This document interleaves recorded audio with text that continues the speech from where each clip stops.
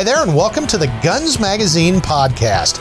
I'm your host and the editor of Guns Magazine, Brent. Well, today we're in my office, got my overalls on, got my granddaddy's old double-barrel shotgun. We're going to talk about home defense. Doesn't matter if you've got the latest, greatest black rifle or just Pappy's shotgun. We're going to talk about the ways that you can keep your home a little bit safer and why you don't have to spend top dollar to do it. But before we do that, here's a quick word from our sponsor. Prepare for those just-in-case situations with emergency food kits from 4 Patriots.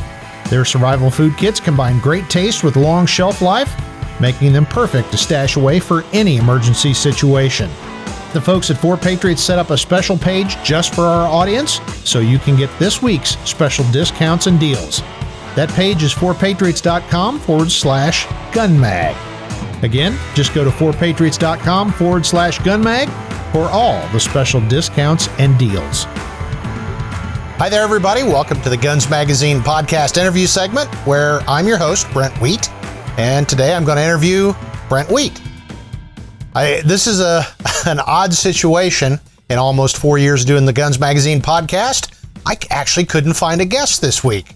I checked with lots of folks, and just through the problems of scheduling, it didn't happen. So I was kind of caught up for a topic, and then I checked on our reader mail, and I got a very interesting letter that I'm not going to read it at length, but basically the person that wrote in said that they had been having one of those discussions with their buddies about, this gun's the best for home defense, that gun's the best for home defense, XYZ kind of thing. And he said, you guys have talked about it a lot, but kind of what's your plan? What's your ideas? So I ended up taking longer than I should have, but I responded in detail. And I'm going to read you that here in a second because it kind of gives you an overview of what we're going to talk about today. But I thought I've talked a lot about what I do myself, and not that I think I'm the end-all, be-all, the alpha and omega answer to home defense, but I thought, I've got some experience, I've got a lot of training, I've got a lot of, great contacts, and I have access to all kinds of firearms. So I thought maybe I'll share some of my thoughts and what I personally do every day, and maybe serve as an example of how one guy does it, and maybe give you some ideas on how perhaps you can do it better in your home. So first, let me read my response to our reader letter. I said, I should be more dogmatic and gun writery, but hey, whatever works, works. That's pretty much my philosophy. As an example, I'll share my own plan. I have handguns scattered in safe hidden spots throughout the house, and in parentheses I said, and a checklist to remove them whenever the 8 and under grandkids show up. I live in a very safe neighborhood, so I don't wear a gun around the house, usually, unless I've been around town and just haven't taken it off yet. I also have a shorty shotgun near the front door. I'm never more than about 10 steps from a firearm, and I think this setup will handle all of my, oh my gosh, situations where I get caught off guard by the sudden appearance of trouble, which is, let's be honest, 99.99% of the time. In addition to the handgun next to the bed, I also have a shotgun under the bed in a case which is cruiser ready, and that's the full magazine, empty chamber, safety off. All you got to do is rack it and you're ready to roll. I've also got several ARs staged in a gun safe, but it would be an unusual situation to have more than enough time to get one out and use it. I keep a couple ready just in case I would, for some reason, need to engage somebody at a distance, but unless I shoot down the street, I probably couldn't find a 100-yard shooting lane. Thus, rifles aren't really a major part of my emergency planning. Now, if I lived in the country, this would be reversed. I'd have a rifle near the front door with the idea of having standoff capability when needed. Oh yeah, I also have an older Winchester Model 94 on standby in the truck. I like the AR. I've used it countless times on the street as a cop, but now as a private citizen, I like the idea of having a little more oomph from maybe a 30-30 or a 308 or something like that, an AR-10 perhaps. I've also got some pistol caliber carbines I've staged at places in the past, but mainly because I own them, not because I feel like they're the answer to the problem. So in essence, I'm non-gun dogmatic. For me, it's about using whatever's at hand effectively, even kitchen knives. Trouble usually comes as a complete surprise, despite our locks and alarms and lights and situational awareness, so fast access is the key. I will say most of the folks I know who are considered professionals follow a somewhat similar type of plan. That was long-winded, but I enjoyed talking about it, and you might see a podcast on the topic in the near future. Well, here you are. So for those of you watching on YouTube, you'll notice I've not got my usual backdrop.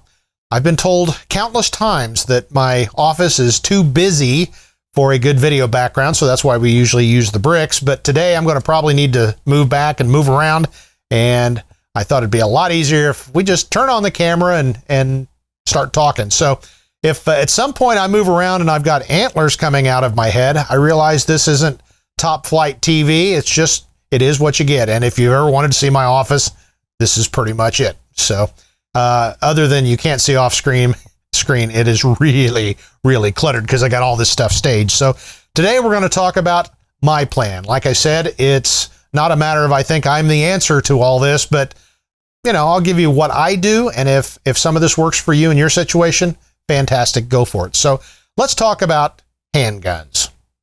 So handguns, we've got guns. You want guns? We've got guns and more guns and guns and guns on top of guns. And that's the first thing when folks tend to think about when they're thinking about home defense. And I will tell you, in my situation, my basic plan is I don't want to be more than a few steps from a firearm wherever I am in the house, whether we're talking the kitchen, laundry room, dining room at the back of the house, the garage, or back here in my office, our spare bedroom, guest bedroom, bathroom, those kind of things. Wherever I am, I want to be just a few steps away from a firearm. Now, you have to balance that with, I've got, 6 now? Young grandkids under the age of 8. So I'm doing my best to instruct them on proper use and safety around firearms, but I don't trust them.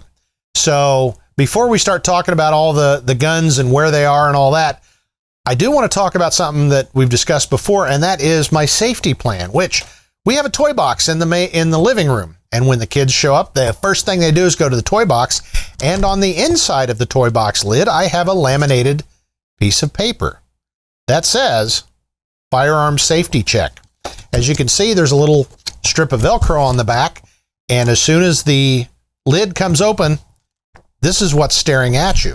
And what that means is we have not checked any of these locations for firearms. So I've told all of my adult children, if you come over and that lid flips open and it says firearm safety check, we need to stop right now and make sure the guns are safe. I also said I demand that you ask me if the guns have been put away when the kids show up, because I figure between 4 sets of adults, somebody's going to remember, oh gosh, we need to do that. So it's a multi-layer approach to safety. I talk to my kids about them, what to do if they find guns, whether it be here or at a friend's house or out on the street.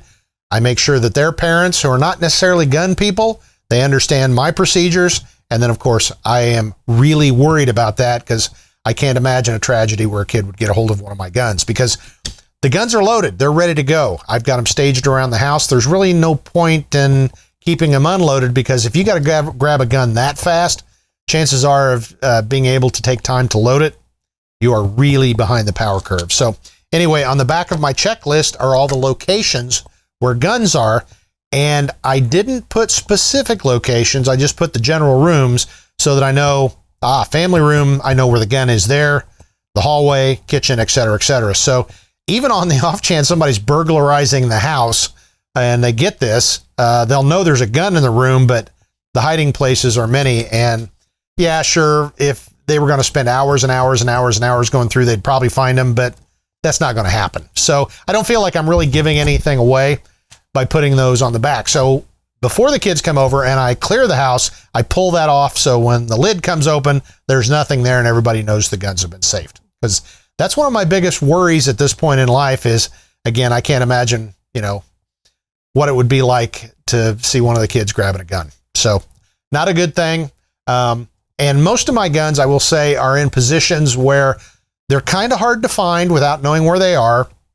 and they tend to be in places where small children couldn't get them. Now that doesn't make them safe. People that put guns on shelves and on top of appliances, that's not making it safe. Kids will figure out a way, but I will say it's a tiny bit safer.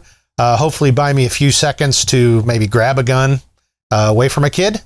But again, we have a multi-layer approach, so it never gets to that point. I will say one thing, it's hard to hide guns in certain places with the furniture you have. I'm a big fan of these. These are gun magnets. This is SOF hold, and I've got these on several pieces of furniture. Really, really strong magnet, and you can put it up underneath a piece of furniture, have a gun there. It will hold it incredibly, no problem, but yet it's real easy to grab. So like at certain places where I am a lot through the day, I'm literally, I could be grabbing a gun right now. So big fan of the gun magnets, not very expensive.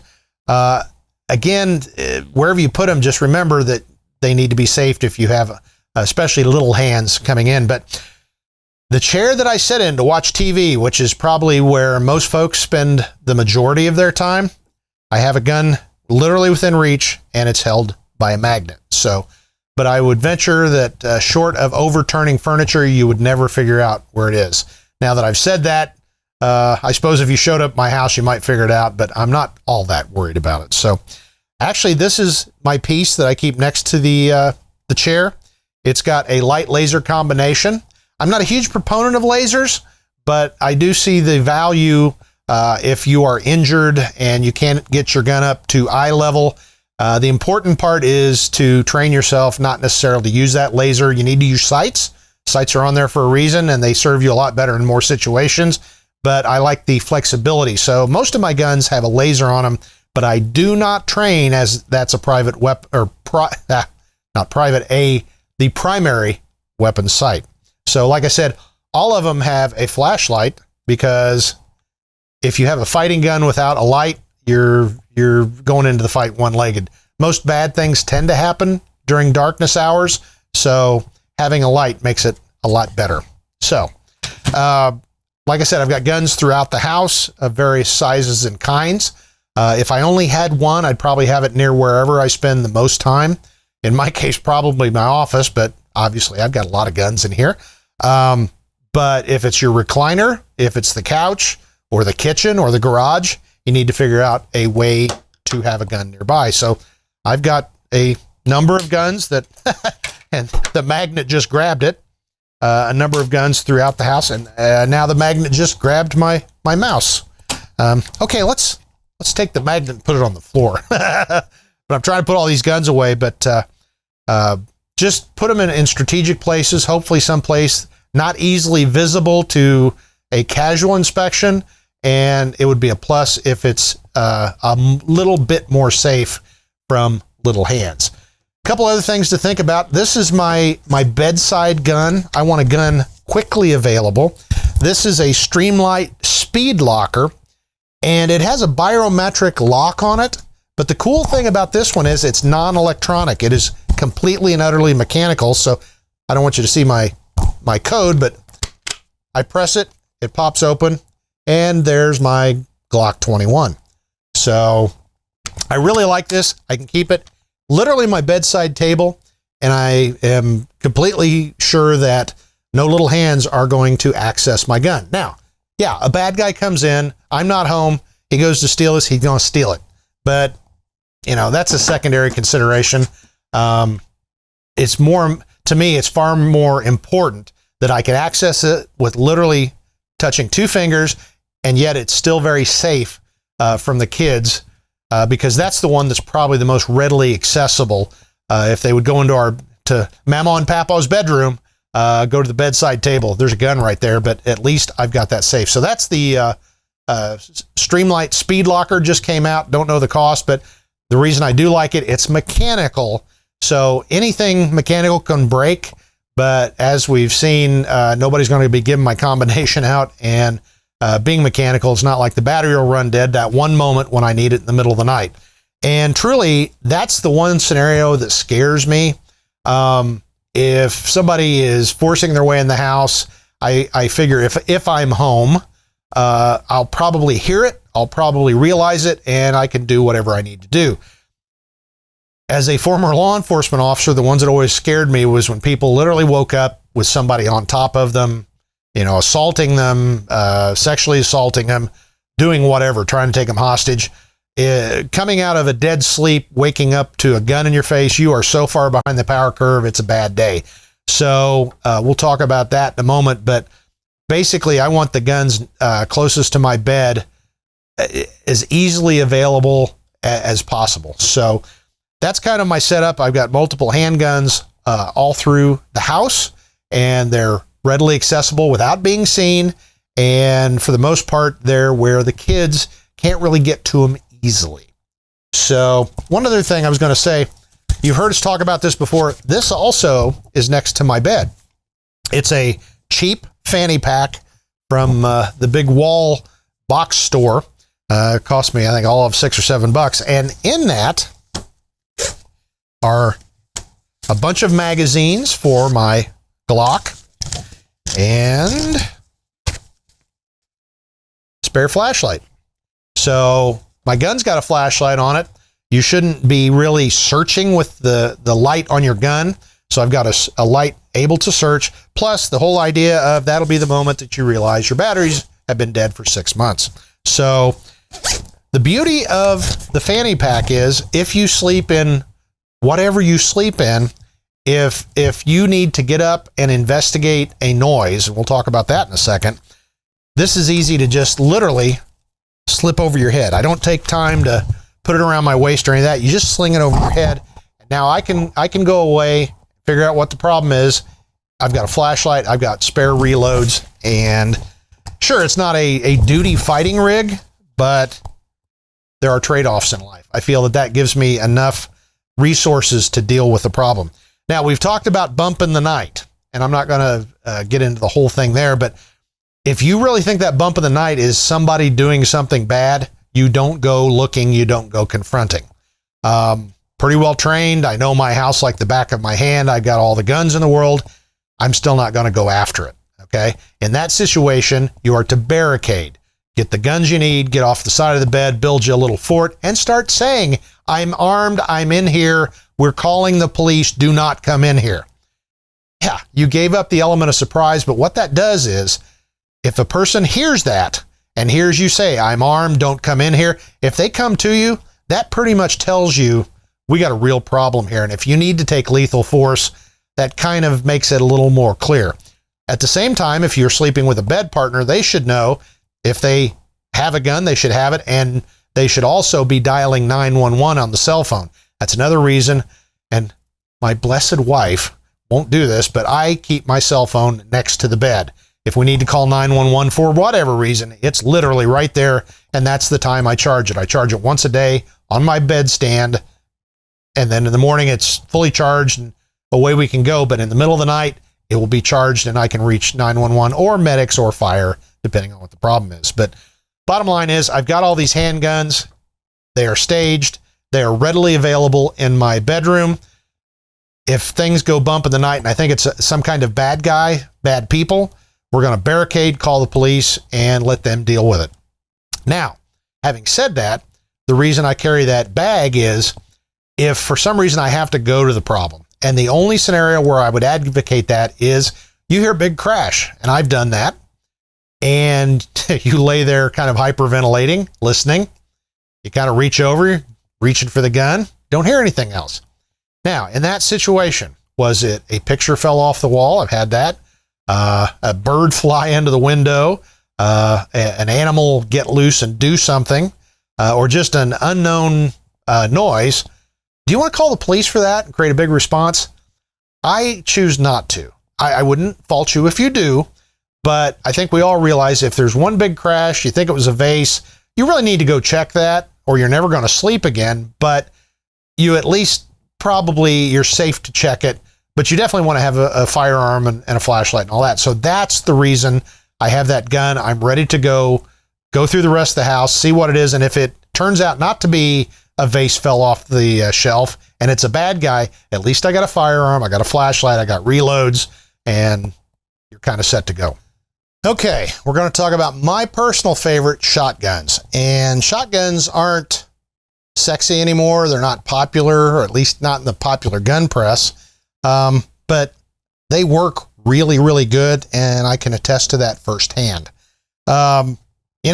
Think about it. You talk about your 168 grain bullet. I realize it's going a lot faster. That's over an ounce of lead.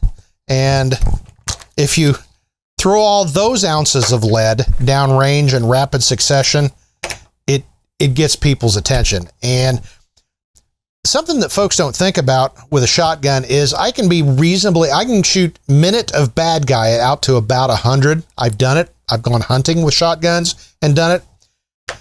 Think about this. In most situations, with the exception maybe being a rural home way off the road, in most situations, how are you going to explain shooting somebody in a defensive situation at 200 yards? Again, you can come up with a scenario, but most of the time, if you're going to you engage somebody and they were out at 250 with your high-speed, low-drag rifle, you're going to have a more difficult time explaining how you were in imminent danger. Not saying that you weren't. I'm just trying to bring that point up because it's bad to die or get shot by bad guys. It's also really awful to go to prison for a long time.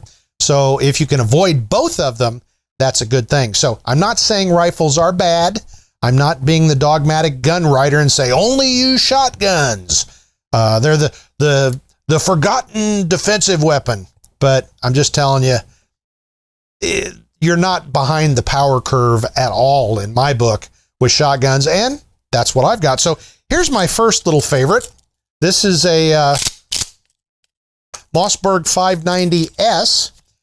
This was our cover gun about a year ago, I think it was. Fell in love with this thing. It is legal. This has the short grip. It is not a pistol grip. I've put a Streamlight grip cap on the front that has a integral light, as I said. And this is legal most places.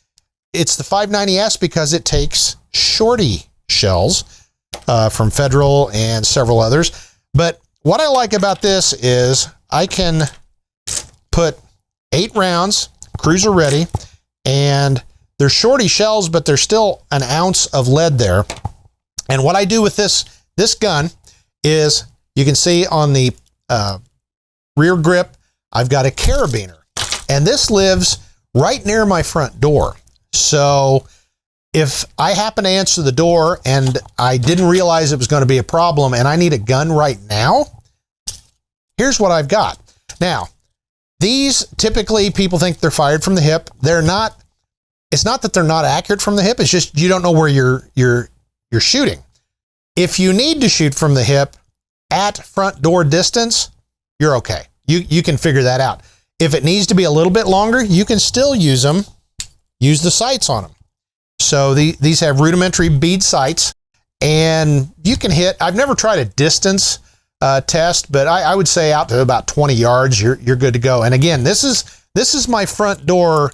Oh goodness, we've suddenly got a problem. So my wife, same thing. My wife carries a gun far less than I do, but she is well aware that if there's a sudden problem at the front door, this is available if we need to deal with it. And I don't do this, but another fairly well-known gun personality pointed out to me that he's got an umbrella stand by his front door, and it's full of umbrellas, and he's got a 590. So just one of those little things that, again, I've got guns all over the house, but this is the one closest to the front door, and based on a limited engagement distance and a pretty well-defined situation, I think this is a good choice for that. So this is Mossberg 590S. There are other similar shotguns you can do the same thing with.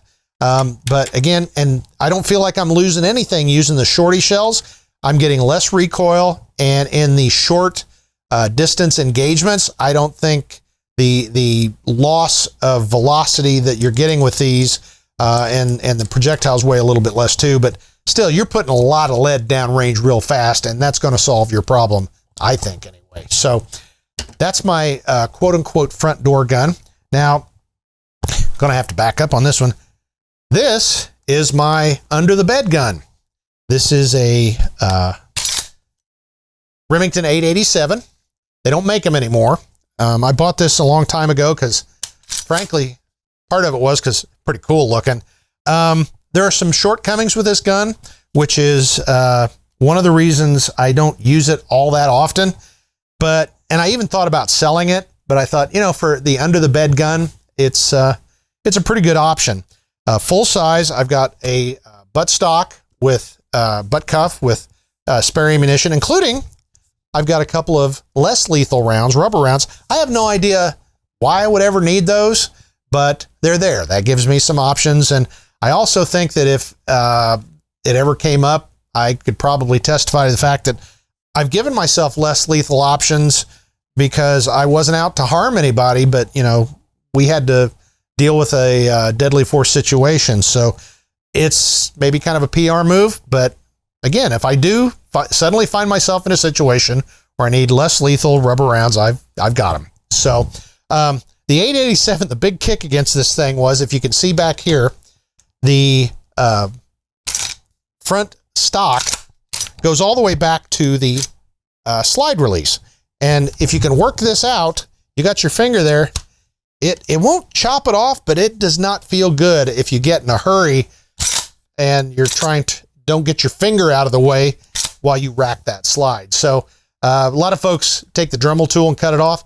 I just haven't done that yet, but otherwise it's a pretty good gun. It's got the uber sexy window breaker muzzle brake and fiber optic sight. I've got a EOTech on it. I've always been a big fan of EOTech. I like the big window for it.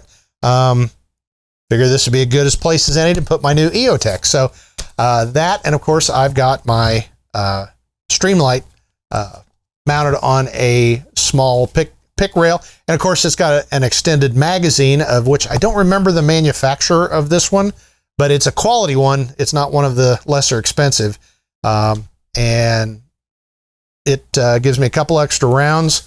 And of course I've got a sling if it's a situation where suddenly I need to go hands-on or stop some bleeding or something. I can always sling the shotgun over my back, and I've still got it if a threat would suddenly reappear. So I keep that in a case underneath my side of the bed. It is carried cruiser ready, so magazine is full, safety off. All I need to do is hit the mag release, pump it, and we're ready to go into action if necessary. And there are those that say this is the loudest sound in the world, and they're probably right, but having dealt with a lot of bad guys over the years, there's some that would go, oh, I don't want any of that. There's some that would go, oh, a shotgun. I think I need to take that from them. So if that solves your problem when you rack it, that's great, but I don't consider that a legitimate part of your safety plan. It's just an added bonus if they decide they don't want any of your gauge today. So shotgun, again, with me, I live in an urban area. I would be hard pressed to take a 100-yard shot any place. And again, this is my bedroom gun. I do not see shooting much past into the hallway. So I wanted something that I could put a lot of big rounds downrange in a hurry. Yeah, shotguns have a limitation of ammo. I could carry 30 rounds with this like an AR, but I would have to have a rucksack to do so. What I use is I carry all slugs. And the reason I do that is if you've done any pattern testing, even with different kind of wads and things, at across the room distances, your shot spread's not going to open up that much. Till you start really chopping that barrel off or doing some other stuff. Even at that, you're talking just a bit bigger than the gauge, the diameter of the bore. So I figure, why not just put maximum lead in there? And I can attest, somebody hit with a 12 gauge slug, especially at bad breath kind of distances, it's a bad day for them. So you won't be lacking anything in quote unquote stopping power. That's a misnomer, we know, but you will certainly get their attention. So the other beauty of it is, Shotguns tend to be less expensive right now because, again, they're not the sexy beast of the moment. I'm predicting at some point one of my cohorts in the gun writing business will suddenly come up with this, oh, we've discovered the shotgun and it works and it's good, and suddenly you'll see tactical shotguns on the cover of every magazine. You can be smart and say, I was already doing that. So again, if you choose a rifle, good for you. No quandaries with it, no problems, but don't automatically write off the shotgun because it's old school. They've done a lot of good work over the years, and they will continue to do so. The shotgun ain't going away. Let's talk about rifles now. Okay, rifles. The black gun, the AR. The gun that everybody's always talking about. Is it a good defensive weapon? Well, yeah, it is.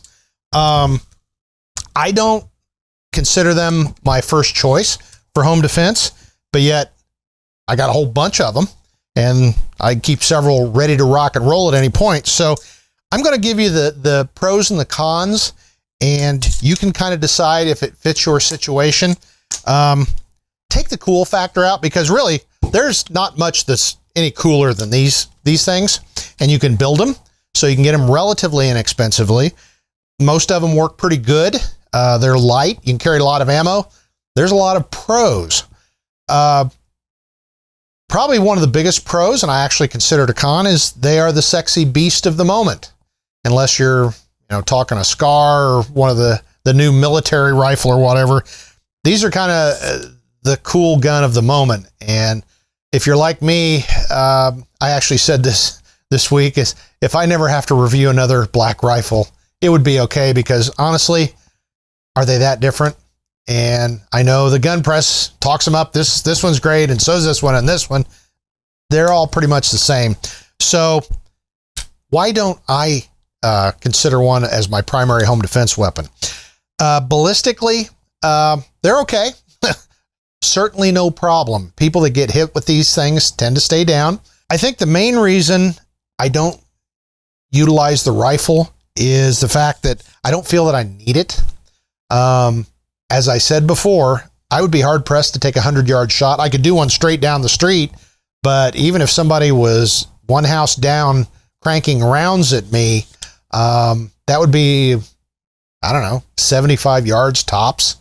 I just don't really see the need for a rifle. Having said that, I've got a couple of them in a couple of different flavors ready to go. This is what I consider my close rifle. It's a Ruger 5.56. I've had it for a while. It's got an aim point, I don't remember which model, on it. It's, of course, got a Streamlight light. This is a simple push. I'm not a big fan of the stalk switches and all that. I've broken a bunch of those over the years, especially in the police car.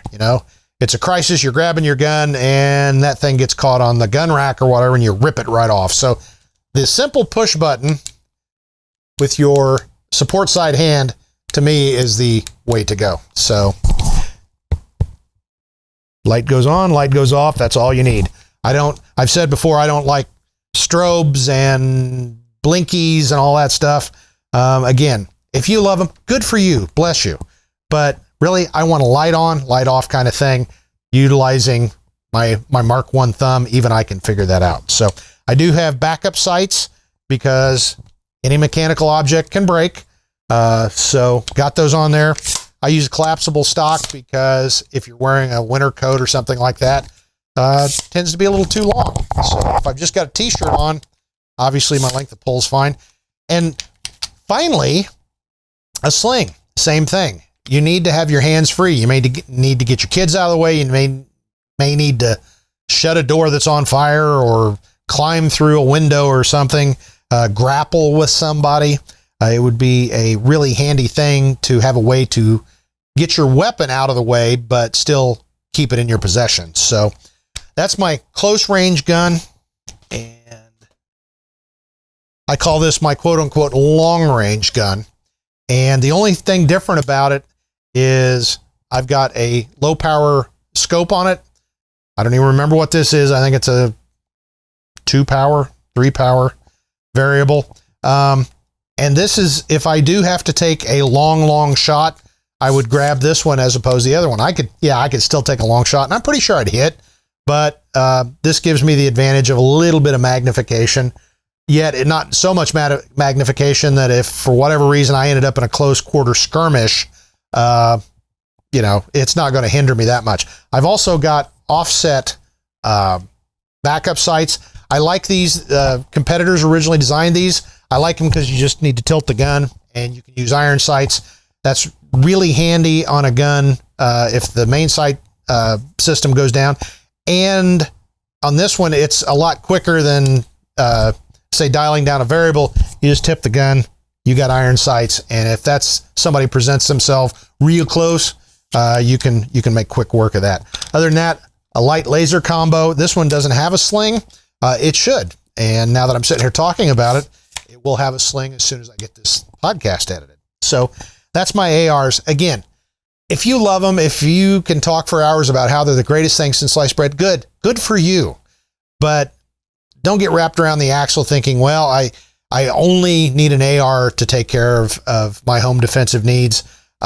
You can probably buy a shotgun and a lot of ammo for the price of even a basic decent AR-15, and then once you start accessorizing, and you'll be okay. So don't think that the AR-15 is the answer to everything, because if you haven't figured it out already, I'm a firm believer in there's no one answer to all this. The toolbox analogy is pretty accurate. You need to have tools for different situations. And granted, yes, I'm a gun editor, a Guns Magazine editor, and I get people sending me guns all the time, right? Most of them go back, some don't, some, stay here with me. So I understand not everybody's going to have the resources to have all these different guns. So if you can be in the situation I am, where you've got kind of a driver to drive with and a medium iron for the approach shot and a putter, that's great. But again, that's why I really like the shotgun. It's very, very versatile. So, but again, I'm not saying anything bad about the AR. Just in my situation, it's not my first choice. But having said that, these are primed and ready in a safe location. So let's talk about some of the other things. This one people get a kick out of, but I think the old guys wearing overalls would probably agree with me. The lever action. Now, I didn't intentionally seek this gun out as a defensive gun. It fell into my lap at a gun show. Really good price. A good buddy of mine screwed Santa Claus out of this gun. I bought it for $200. They even threw in some ammo. I put a Velcro butt cuff on it. I got in there and cleaned it up. It had never been cleaned. The bore looked like a coal mine. It looks pretty rough. This particular, I believe it's a 74 or 76 model, Winchester Model 94. They'd gone to a centered receiver that was then milled. It didn't take blue very well. And this one, not surprisingly, has got an aftermarket, looks like some kind of baked on black finish. And it's also got, I haven't quite figured out if these are polymer or wood. If they're wood, they painted them really good, but I kind of think they're some type of polymer. But without being tactical, it looks like a tactical rifle. So my main use for this, I've talked about before, is it's my truck gun. I can keep this in my truck. If I'm going way out in the hinterlands or into the inner sanctum of a large city, I like taking this with me because it gives me additional firepower, additional reach. And the beauty of the lever action is twofold. One, if it gets stolen, I'll be really upset, but I'm out $200. Contrast that with any of my ARs. Significant difference. Also, if you pull this out, people don't get their panties in a wad as much. Now, in my state, you could walk down the street with this thing and the majority of folks would go, cool, look at that, John Wayne gun. If you're in a situation where you pull it out of your truck and you're kind of, trying to decide, is this a lethal force situation? Most folks are not going to get spun up and immediately call the cops and say, we've got an active shooter here. He's trying to kill us all. I think they at least give you the benefit of the doubt of, well, that guy's got a gun out. There must be something stupid going on in the other direction. So, Fortunately, I've never had to test that personally, but that's kind of my rationale. But honestly, probably the biggest thing is just I'm out $200. And the other thing, if it hit the floor, if you think the 30-30 is a trivial round, stand downrange and take one. So the other thing I see a lot of is the pistol caliber carbine. This is a Ruger PPC or PCC. I've got a loopholed optic on it. This model, I really like it. Comes apart real easy and real slick. You can carry it in a backpack. I did for a while just to kind of do it. I have no idea why that would be useful, but I could see maybe on a dignitary protection kind of detail or something where you're wanting to keep a very low profile. 9mm takes Glock magazines, very light, kind of styled after the AR-15. Nothing wrong with it. I've staged it before as a home defense gun, especially right after I got it. I don't do it as much now. I feel like, the old joke, why do you carry a Colt 45? Because they don't make a Colt 46. Well, 9mm versus that, I'm going to choose that. So again, I don't think there's anything wrong with them. But I can put bigger rounds in the area of a likely engagement for me. So if I needed something that I could especially break down, or it's just very small and lightweight, I wouldn't see a problem with these. And they're very popular, virtually no recoil, pretty low report, well built. These things are pretty bomb proof, but just not my first choice. But again, I may get a wild hair one of these days and this may go in the closet or something. So that's my take on rifles. So lots of other choices. Obviously, if you got a 416 Rigby double and you want that to be your home defense gun, knock yourself out. Basically, getting back to the philosophy of things, let me go grab something. This is my 20 gauge double barrel Lefevre. It was my granddad's, actually great granddad's old shotgun. Okay, not my first choice for a home defense gun.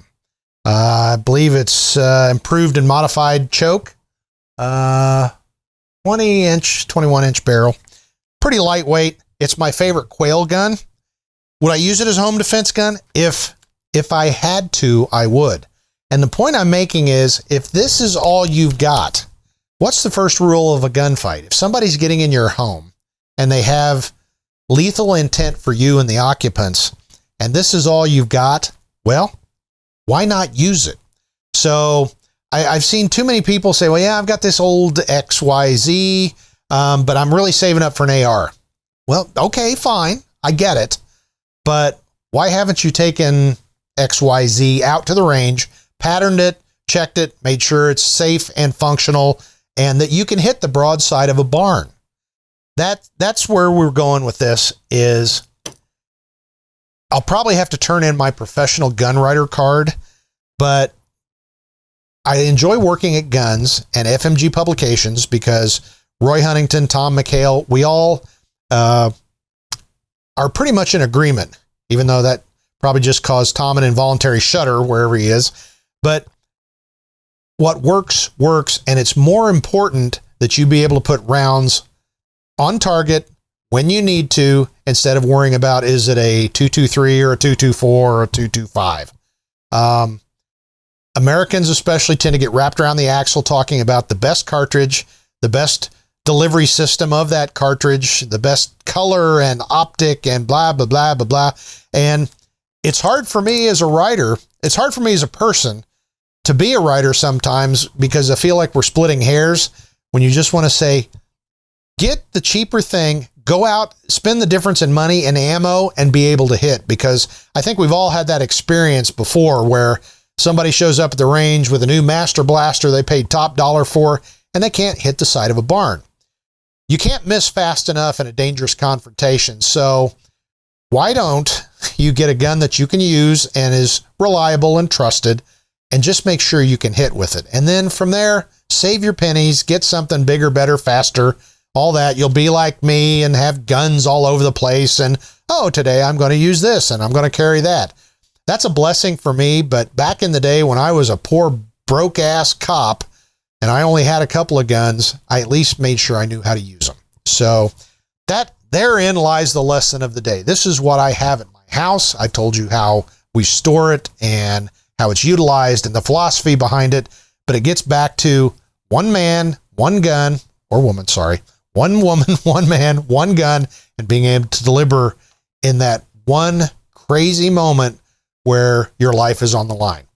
Anything else to add to that equation is simply window dressing. So that is my answer, my very, very long answer to the reader question about what I use. So that's it. Again, I want to reiterate for the 43rd time, that's not the answer, that's an answer. That's how I do it.